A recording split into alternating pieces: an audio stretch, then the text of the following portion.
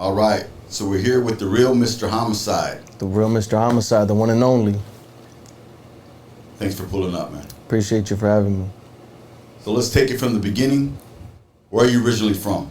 I'm originally from the Inland Empire. I was raised in Fontana. I was born in Riverside on March Air Force Base. And a lot of people think I'm from Los Angeles because I'm always out there. But, East LA, that's like my second home. I was, spent some time out there. I grew up out there also. So how long have you lived in the Inland Empire? Pretty much my whole life. You go to LA a lot. Yeah. What's the reason for that? Family, a lot of family, friends, a lot of opportunities. Just, also now with the acting, that's where I'm at pretty much a lot of the time now. Yeah. So how would you describe your upbringing? It was cool, I came from an era where it was fresh out of the 90s. Like, I'm a 90s baby, and growing up, it was like, you kind of seen a lot of the streets kind of calm down. I grew up where it got better, It was fresh out of the 90s. There was a lot of, riots, shootouts. It's a lot of crazy stuff, that happened.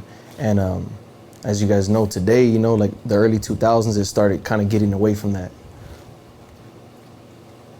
What was that relationship with your mom and dad? Did you have them in your life? No, yeah. My mom and dad have always been there. Have a good relationship with them. My dad especially always supports me. My dreams. He's always seen my vision. And I always appreciate them because they've helped me out a lot throughout the years. So for a lot of people out there that aren't aware, at one time you were a boxer. Mm-hmm. Tell us a little bit about that. Yeah, I used to box out of East LA. I think I was maybe like from 8 or 9 to like about 13 years old, something like that. I was undefeated as an amateur, and a lot of my old sparring partners and friends, boxing friends, are all professionals now. A lot of them have undefeated records still. So sometimes I wonder, like, shit, where would I be at? But I'm glad at the road that I chose, and I think this is better for me, But I miss it, sometimes I miss it, and so that's why if you guys see me sometimes, certain people try to have they got an issue with me. I tell them, hit me up, we'll do a 12-round boxing match, because I would love to get back into that and then just put on a show. Yeah. You miss it. Yeah. So you wouldn't mind going back in there for, let's say, an exhibition fight? Yeah, definitely. Like, sometimes I even think, like, shit, like, I'll even get in there and just, work my way up and, have some fights, because professional is a lot easier than amateur in a sense that, you sign for a fight, training camp, then you're done with the fight, time with your family, sign for another fight. And amateur is just nonstop, year round. You're training every fucking day. And then you're just fighting, maybe sometimes, up to, you could be fighting like 5 tournaments, maybe in a month, back to back to back. Yeah, boxing is a very rigorous sport. It takes a lot of time, a lot of dedication, a lot of sweat, blood. Tears, sure, everything. Everything. Boxing is not a joke. You know what they say, you don't play boxing. Oh, hell no. Nope. So you mentioned that you reached out to somebody to get a match. Right. Tell us about that. Well, who is this person, or what's the story behind that? Yeah, so I would say maybe it's been like 4 or 5 years already. So these individuals were just jealous, at the attention I was getting, that they couldn't, I guess, accomplish what I've been accomplishing at a young age. And they're already older, so they started hating, talking shit. So I called them out, and they blocked me. And then now it's like been 4 or 5 years later. I guess they're still not over it. They're running their mouth, and so that's why I've been posting it. I'm not like them, dry snitching, making a big thing on the internet, because I don't need attention. And also, like I said, I'm not trying to give them no attention. But like I said, if they wanted, they could reach out to me. 12-round boxing match, 3-minute rounds, and the winner takes all. Loser has to get out the game. High stakes, because I know I'm gonna win. I'm very confident in myself, and I don't want no excuses from them. I even give them 3 months to train, get in shape, do whatever they got to do, so there's no excuses, and we could do it like that. And I'll just embarrass them, put on a show for the people, and then also show the younger generation and everybody watching how real men are supposed to handle their issues. Not on the street, not pussy shit, guns, knives, man to man in a boxing match, level playing field. And I feel like that's the best way. And and then if other people have beefs, we could settle that in the boxing ring. Also, we can have undercards. Like we could start something. I tried to start this 4 or 5 years ago. Shout out to Toker. We were talking about this, and they didn't want it. They didn't want it. But still, like I said again, if they're gonna run their mouth, let's just get it over and done with. If they feel that strongly about it in their heart, because for me it's not nothing personal. For them, for some reason, they got this like disdain for me. They don't like me for some reason, but it's just jealousy, because they're old, a lot older. I'm a youngster, still in my 20s, and I guess they just can't see like a real Chicano, real Mexican doing something, putting on for our people, and just being a real voice and a leader. And I think that maybe is what gets to them. I mean, I don't know. I like that confidence that you have in yourself. For being a fighter, you need to be confident in yourself. Nobody wants to bet on a boxer that doesn't believe in himself. Absolutely. 100% correct. Yeah. And you said 12-round fight match. Yeah. I think that's a little bit of a stretch, especially if it's somebody who you're familiar with boxing. Right. But your opponents, I highly doubt that they were in the game like that. Yeah. In the boxing, the real boxing environment. So, 12 rounds is a stretch because you think about it. Yeah. I'll probably... They're gonna gas out within 3 rounds. I'll probably stop them in like the first round if I really wanted to, but just for the fans, for everything, I kind of want to toy with them for a few rounds and then stop them like maybe around the 4th, 5th, 6th round. Just embarrass them, basically teach them a lesson, give them some humble pie, I think more realistically, I would like to see an exhibition fight, maybe a 3-round fight, 3 minutes a round, and that's good. For someone who doesn't box, that's a lot of boxing right there. Yeah, well, I say 12 rounds too because I'm gonna give them 3 months. As soon as they agree, I'm gonna give them 3 months to get in shape, and that's more than enough time to get in shape for 12 rounds. Right. I just say 12 rounds just because I want it to be a guaranteed stoppage, like. Someone ain't making it out of that ring with on their feet, It's taken out on a stretcher. Yeah, so if they want it, they know where to get it. Yeah, like I said, I like the confidence. Yeah. Maybe we can arrange something later down the line. Yeah. And see you in the ring and see what you got. Yeah. And see what happens. And turn something negative into something positive. Yeah, because for me, I never even met this person. I don't know this person personally. I hear a lot of bad things about them, but they do have like a small little platform now. Like it's taken them a long time. They're probably at where I was at maybe like 4 years ago, 5 years ago, maybe. But just to show the people, how real men handle their shit. Like how you said you were the referee at the boxing match. That's the way to do it, because it shows the younger generation a better way. That you don't have to handle things on the street. Pussy shit, guns, knives, jumping, no bullshit like that. Not getting all these people involved. Just man to man, and then turn something negative into a positive thing that people could say, you know what, I respect them 2 guys. They got in the ring, did their thing, and then it's like I said, for me, it ain't no big deal. For them, they'll probably still be pissed off at the end of it. So where did this hostility start from? You would have to ask them, because it's. From what everyone told me, it's just jealousy. They're just jealous for some reason. They don't know me. I think they didn't know who the fuck I was, I guess. Like they knew who I was, but they didn't know who I was, and I had to check them, and then they found out. And then, that's what it's been, it's literally just jealousy, I guess, because how could somebody that's never met you, doesn't know you, talk all this shit, hate on you so bad? It just doesn't make any sense, The only logical reason would be that they're just jealous for some reason.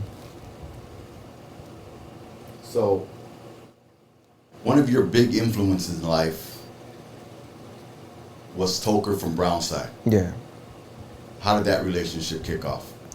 It kicked off on Facebook, actually. We started talking through Facebook, then it led to Instagram, and then when Rich Garcia had his album release party, they invited me to Mexico. So I performed with him. I think it might have been his last show before, you know, he unfortunately passed away.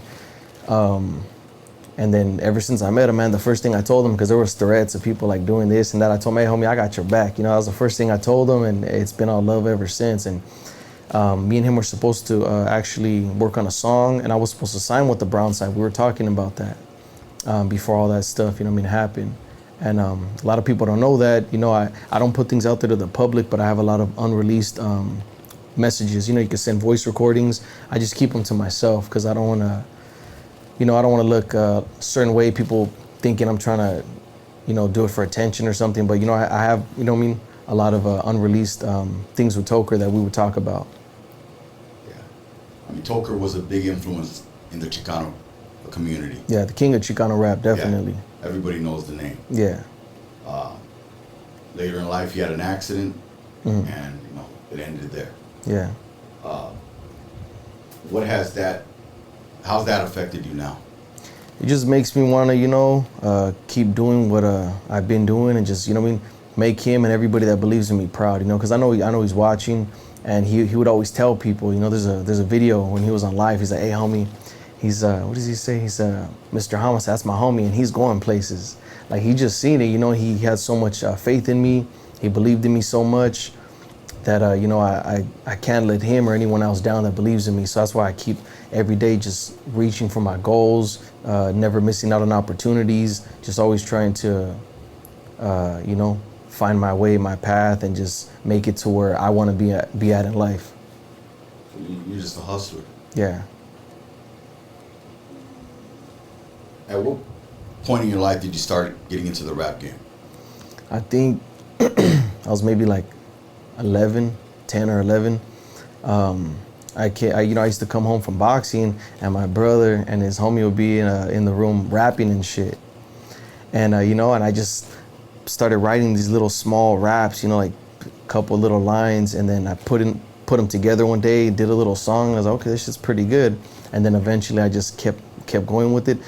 And then finally, like in high school, I started taking it more professionally. You know, I put my album out, I sold it at school for like $10. Everybody would buy it, or go stacks of blank CDs, you know, put my shit on there, sell them out. And then in 2012 is when I finally copyrighted my own label, put everything, you know what I mean, legit, and put it on all the streaming platforms. So you could, you know, iTunes, Google Play, all that shit. It's dope. So you started at a young age. Yeah. You wrote your first rhyme. Yeah. Was it any good? Yeah, well, my first ever rap, I'll rap it to you. I was like maybe like 10, 11.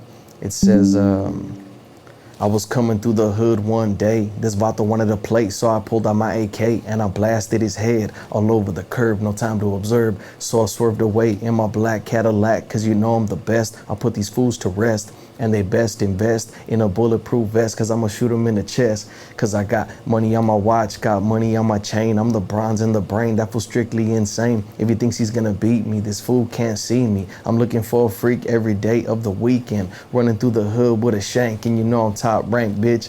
And I was like 10, 11 when I wrote that. My first ever fucking rap. That's crazy, man. It's funny that you still remember that rap. Yeah, that was my first one. Man, I said that shit so many times. I used to have a little karaoke machine. Yeah. I used to have the Dr. Dre instrumentals, and I would press record on the little cassette, and then with the little karaoke machine, play rap and record it. You got it embedded in your head now. Yeah. You never get rid of that. It's like burned in. And people hear it still, like, hey, that's a pretty badass jam. You wrote that shit, how old were you? I was like 10, 11. They're like, man, you better than motherfuckers older than shit. That's not bad, bro. That's not bad. It does sound pretty good. That sounds pretty good. And if you hear it, I mean, it's on YouTube somewhere. It's called I'm a G, and you hear my voice. I'm like, it's like a little kid rapping that, like super like a baby voice. I saw that you mentioned Top Rank in there, so I mean, yeah, you know, it comes into boxing. Right, you know, you're like Top Rank. Right, that's dope. Yeah. Man. So yeah, I watched numerous videos of you. There's this one video, one song that's titled "Extermination." Yeah. What's that song about, man? You know, like just, you know, it was a response. So that song was basically about just haters, man. They were like, I know the code of the streets, you know. Diss rap? Yeah. I know the code of the streets. You know, you stay silent. You don't put shit on the internet. I just keep it to myself. You know, I did shit behind the scenes. They kept mentioning my name over and over and over, like trying to get my attention, trying to get me to respond. But I'm like, nah, you know, I kept it cool. I didn't say nothing back. They kept just like mentioning my name. So then people kept sending me shit. I'm like ignoring it. Finally, I'm like, all right, you know, if they mention me one more fucking time, you know, I got to put them in their place. So they mentioned me again. I'm like, all right. I went and just found some random beat on YouTube, threw it in the studio, pressed record, and just freestyled the whole thing. I didn't even fucking try. I freestyled it because I knew on my worst day they couldn't fuck with me. So I freestyled it, just threw it out there. I didn't mix and master it, nothing. I really didn't give a shit. I threw it out there, made a little quick picture for it, threw it out there. And then, you know, it just got a lot of attention, and everybody was like, so I was the first one to call, you know, all these individuals out. And then later on, like I said, I started getting a lot of even more attention. So I took it off my page. You know, the internet, people copy and paste it to their pages. So it's still out there somewhere. But on my page, I took it down because I'm getting so much attention. I didn't want to, you know what I mean, shed light on them. And then also I wanted to be more professional. I don't want people, because some people that don't know the whole backstory will think, oh, this guy's just fucking drama. He just, you know, he's talking all this shit. So I don't want to, you know, look bad to investors and potential people that want to work with me, you know, because I've been in situations where people have, you know, wanted to work with me and they were a little hesitant, a little scared at first. It kind of took a while for them to meet me in person because they thought I was drama or something like that.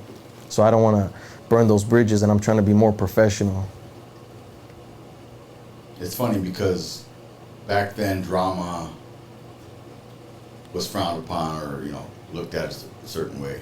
But now that's all it is. The rap game is drama. And that's why they say it's watered down. Fake gangsters. Any real gangster, you know, they're really out there doing shit. They want to be as on the down low as possible. They don't want to, like I was always taught, you know what I mean, like by I mean, real gangsters that you want the least amount of attention as possible. You know, don't get your face tatted up, you know what I mean? Wear a suit, you know, be as unsuspecting as possible, you know? A lot of these rappers nowadays, they'll do anything for attention. They'll record themselves doing crime, snitch on themselves for a couple likes and some views so people could think they're gangster or something. Like that's the most least gangster thing you could do, homie. Like the real gangsters, I know, I mean, there's some real homies that are in the game. They keep to themselves, you know, they don't start drama. They do shit behind the scenes, you know, they don't put it out there. So I respect people like that. People that are loudmouths all over the internet talking shit. That's the first. It's like, you know, they say the loudest one in the bunch ain't about shit. It's the quiet ones you got to worry about. So, I mean, that's definitely true to this day. Hey, that's social media nowadays. Yeah. A bunch of clout chasers, people that portray themselves a certain way. Mm-hmm.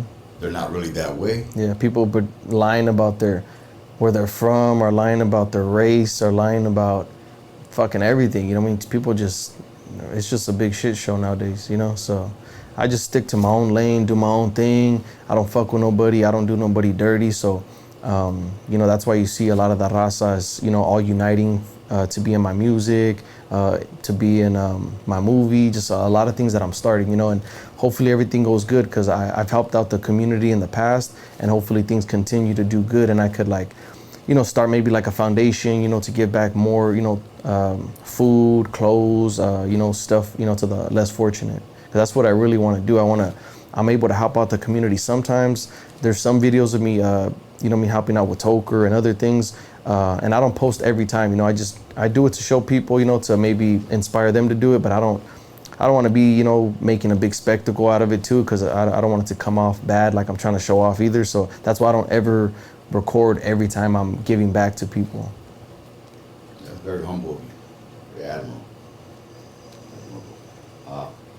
You just mentioned movie. Mm-hmm. So check it out, man. You're making a movie. It's called A Higher Power. Now it's stirring up a lot of buzz because the people that you have in this movie are people that were in other movies, big Chicano movies, mm-hmm. and you got a lot of these actors that are coming out in this movie. Mm-hmm. Let's talk about this movie. Tell us a little bit about it. Yeah, this movie's called A Higher Power, and basically it's based on true events, but the storyline's fictional. So I basically took situations of my life and made them follow a storyline. You know, everyone has situations like maybe this fight was had nothing to do with this riot or this shootout or whatever over here. They were completely different. But for the movie, I'm taking all these specific things out of my life, putting them like if they're happening back to back to back, you know what I mean, for more action and just putting a storyline.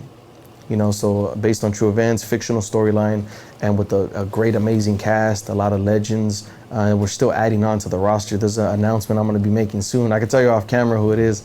There's a couple big people that are going to be jumping on board too. Homicide, how are you getting a hold of these big actors, man? Not anybody can reach out to these guys. Mm-hmm. They're not going to just hop on anybody's movie. Right. How are you making this possible? You know what? Some of them I knew, you know, through the music I met. And then some of them I met through other connections that I've had, you know. So, and then also some of them have reached out to me personally. And just, you know, they love what I'm doing with the raza, for the community. They see that what I'm doing is something different. It's not no Hollywood bullshit. This is really for our people. So the support that I've gotten over the years has always been good, but the support for the movie has just even took off even more. So what inspired you to write this movie? Just, you know what I mean, the lack of, I guess, you know, representation for our people. And also I wanted to tell a positive story, you know, because I come from, you know, the streets, and I was able to turn my life around. And I've never seen a gangster movie where it shows that. They always just show everyone, you know, either is in dead or they're either dead or in jail at the end of it all. And that's not what happens to a lot of people. A lot of people do change their lives for the better, and I wanted to show that. I wanted to have a, you know, a positive twist on a gangster movie. So those two reasons right there. And then I'm not like a victim mentality person. I'm always like, if I see something, I'm gonna do it. I'm not gonna cry about it or talk about it. I'm gonna make it myself. So I got all my money that I made from music, my acting, and I put it into this movie, which is, you know, a lot of money, you know. For legal reasons, I can't say exactly how much, but you know, this is a SAG production, and it just a lot, like tens and tens of thousands of dollars of my own money, you know. So it's definitely an investment, but you know, I think it's going to be well worth it, and it's already well worth it from everything that's came about from this film. I mean, I would imagine, right? Yeah. You have so many different personalities in this movie.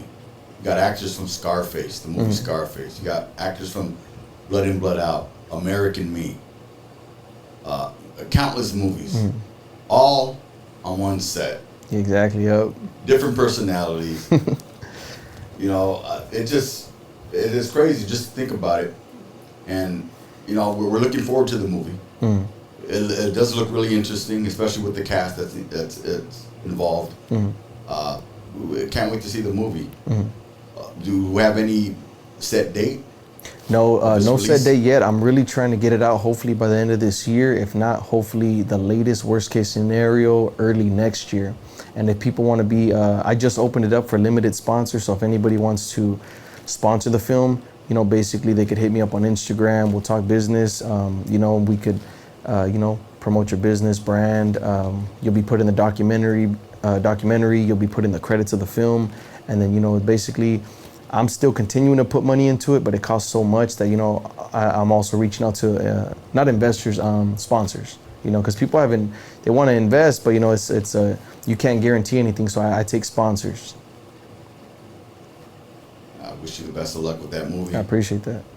It seems, like I said, it seems like it's going to be a very good movie, highly anticipated. A lot of people want to see it, and I definitely want to check it out. Yeah, you'll be at the premiere. There's gonna be, like I said, I was telling you off camera, there's gonna be somewhere where there's gonna be a red carpet.